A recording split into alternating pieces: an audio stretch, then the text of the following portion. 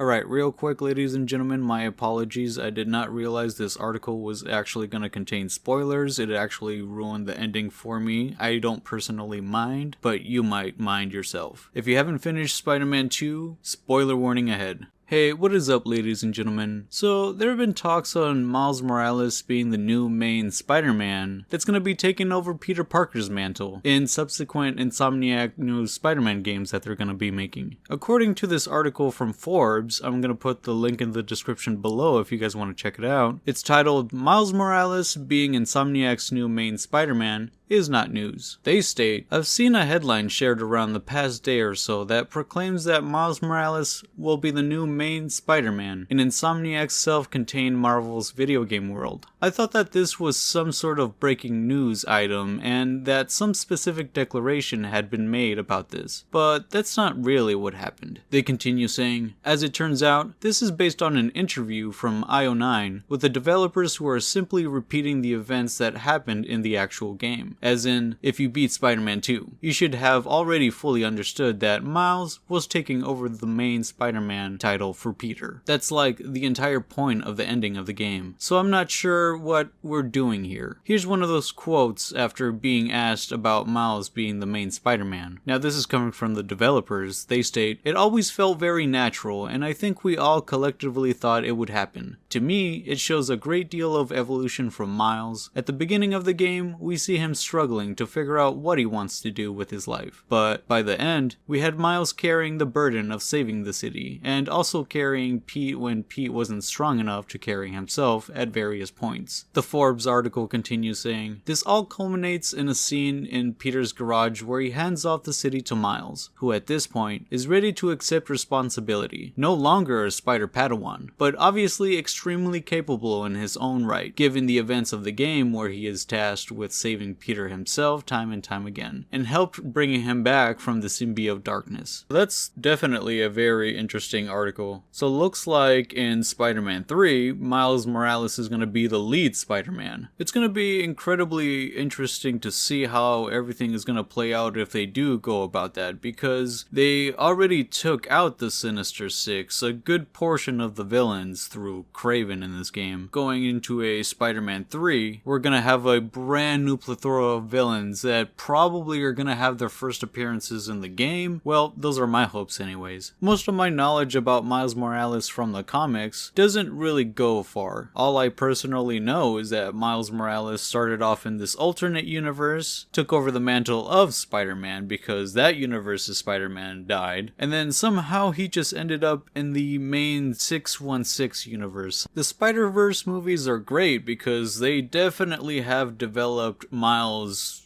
heavily. There has been quite a bit of influential lore involving Miles stemming from those movies. They're masterpieces in my opinion. And then now we're getting Miles Morales in Spider-Man 3 possibly as the main lead Spider-Man, with their talks being on multiple spin-offs involving different characters from the series, like Venom. We might even get a Peter Parker spin-off, just starring his own story. They'd have huge potential going forward with this. So it's going to be pretty interesting to see how that plays out. I want to know what your guys' opinion on this huge change going forward. Do you like it? Do you hate it? Let me know in the comments. And if you enjoyed this video at any point, make sure to like and subscribe, and I'll see you guys next time. Peace.